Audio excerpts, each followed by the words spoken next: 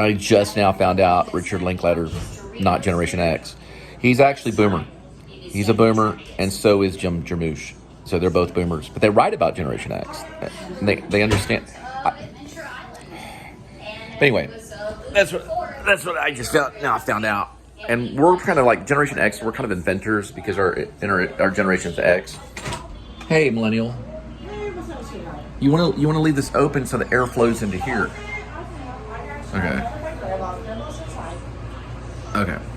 So anyway, I was just doing research on the two generations of Generation X. Well, Boomer, Generation X, and then going into Millennial. Then eventually, after Millennial, going into Generation Z.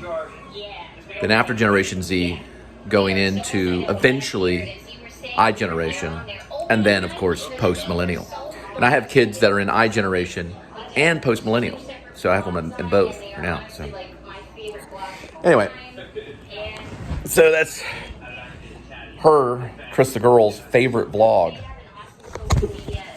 Sorry about that. Chris the Girl's favorite vlog right now, which is the water park vlog. Water park. We'd have to do Hurricane Harbor, me and Linda, or Linda and I, for English majors, of course. Linda and I, for colloquial people that are into real sounding dialogue, then you would say, oh, that's a cool, look what I posted on.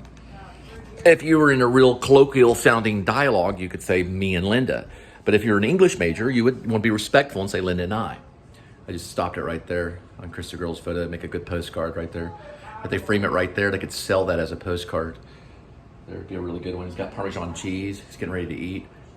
People would buy that as a postcard. You want to think about postcards when you're doing vlogs too. Like for example, this.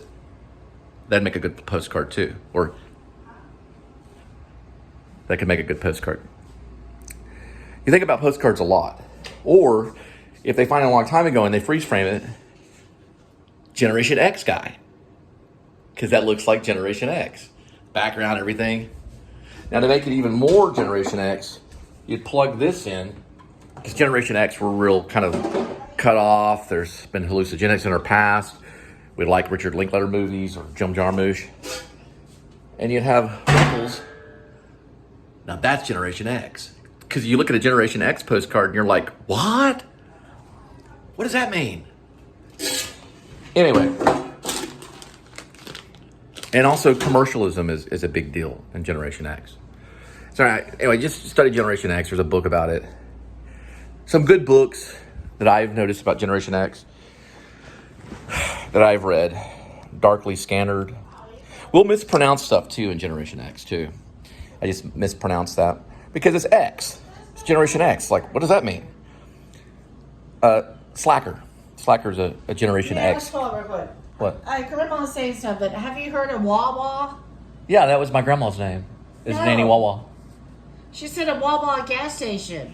No, I haven't heard of a Wawa gas station. Huh. Grandma's out in Florida. She has an RV and takes it to Maine and back. No, I'm a writer. I'm a novelist. But I also got into blogging. I wrote a Generation X novel, which is a Generation X novel, called Escape from Maine, and it's published the way a Generation X novelist would publish, which is on Fiction Press or fan fiction. Fiction Press, I believe, is fictionpress.com, and fanfiction is fanfiction is .net. So it's fanfiction.net or fictionpress.com. And the big one is Escape from Maine, which I want to turn into a movie. It's kind of Generation X. And then I've got like a new one that I'm working on called Chin. It's a new novel. And the sequel, I'm working on the sequel to Chin, which is kind of a racy novel. It's one of my most racy novel. It's not the most racist. They're not racist, not racism, but I guess that's the wrong. No, I mean, in all novels, there is mentioning of race, but it's not really about race. It's more about just happenings, like not happenings in a theater sense, but in a present tense. It's a little bit of journalism, journaling. I did change the names, made them fictional names. I think other writers have done that. But Chin it's about an English teacher that gets assaulted. He's working for Uber, so he kind of, in a way, leaves his position as a teacher. He falls in love with this young woman, one of his students, and he has to leave, get away from the situation. So he does, and he goes off to do delivery.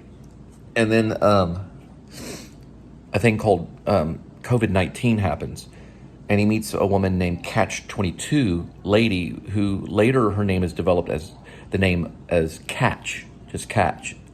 But she was originally called Catch-22 Lady. And there's a reason for that. So if you're studying me as an author and you really know the real reason why it's Catch-22 Lady, it's not based on the book. See, there's a book called Catch-22, and it's not necessarily based, let's just say it has to do with catching. She's Catch-22 Lady. So there's a reason for it. Now, the book covers things with delivery. So it has to do with delivery, and it also has to do with like COVID-19, and coming out of the climax of COVID, or you could say the apogee or the apogee of COVID. And after the apogee, then it gets into kind of a love story with the character who has no name. It's for Generation X, but he's known as the English teacher. He's very picky about his English. And so he basically runs off with, Catch in a way, or she runs off with him, kind of a mutual thing. And they end up in going from Carrollton to Fort Worth.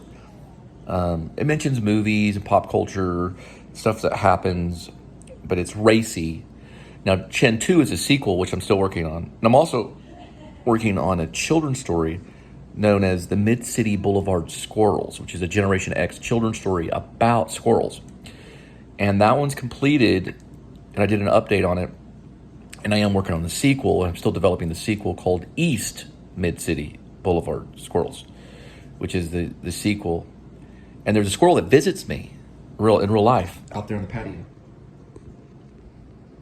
There's a patio right out that way, and there's a squirrel that comes down on the patio, and his name is Timmy. Now, when Disney World goes under and Disneyland is no longer around, I'm thinking about maybe creating what's known as Spiveyland. Spivey means a field of wheat. And some of the rides I'm going to have, one ride that I plan maybe having called the Woo. So it's a ride that's based upon a lot of Adam the Woo adventures, which is in a thing called the Large Marge, which is like an RV. There's another ride called the Carpetbagger, which is these little possums that you get into.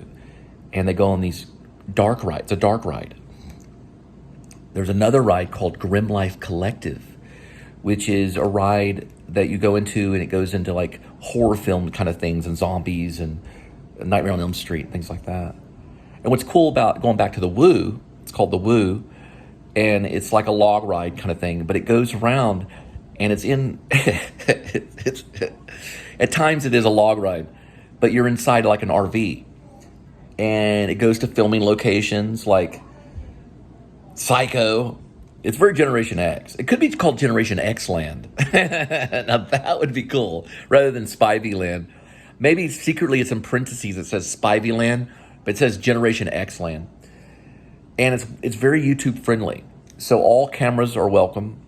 You can't be kicked out for any reason for having a camera or filming anything. It's just a thing that you just have to be used to. There's cameras everywhere, live streaming. A lot of the rides are live streamed. There's going to be a ride called the Tampa J, which is a roller coaster. It goes really steep and it's really big, all these hills and stuff, and all this twists around. And there's also a ride called Chris the Girl, which is on a surfboard. And you float on the surfboard for a while and stuff because she does a lot of beach stuff. And you also have the option to have free sunscreen when you ride the ride.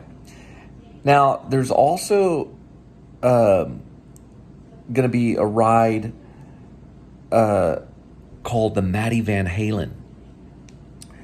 And it's a guitar, it's kind of like if you think of Guitar Hero, but it's in a van, a little van, and you play Guitar Hero out while it moves around. There's also a ride, there's a couple Canadian rides. One is called the Foresty Forest, and it's an adventure ride that you go through this forest and on these mountain tops. So you go really high. It's like a really high roller coaster.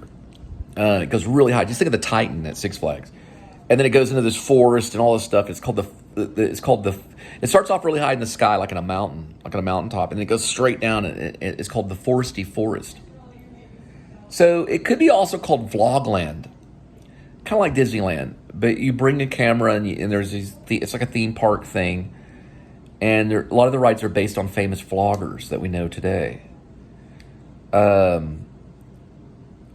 There's also a ride it's a walkthrough. You actually walk through it, and it's the history of Hollywood, mostly Hollywood and movies like Twister, and maybe even Rear Window and Alfred Hitchcock stuff, and Shelley Winter movies, and Robert Redford movies, and there's also a whole section of it where you have Steve King paintings. You can try to be like Steve King and paint this up. It's a walkthrough, and you actually walk through it, and it's like interactive, and it's called the Lion, or I was trying to say I was called Jordan the Lion ride or something like that. The Jordan the Lion. And so it's based upon some of his vlogs. So all these rides in this theme park called Generation X Land or Vlogland, you could call it Vlogland, and one's called the Vlog Ride, which is like the log ride. But anyway, it's a good idea.